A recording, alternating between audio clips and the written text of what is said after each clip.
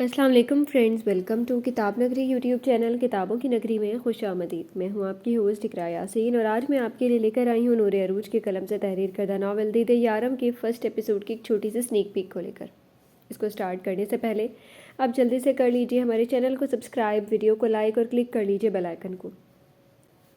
آپ کی مسکراہٹ آج بھی اس ذات کو بے خود کر دینے کی صلاحیت رکھتی ہے ملکہ جان۔ بادشاہ ربی خود سے جھک کر ان کی مسکان کا صدقہ اتار گئے۔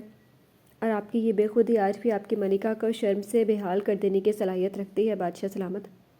دل کے مقام پر ان کے سینے پر دل کے مقام پر ہاتھ رکھتے ملکہ زلیخا نے ان سے نظریں چراتے بولی، سو ثابت ہوا محبت عمر اور وقت کی قید سے آزاد ہوتی ہے۔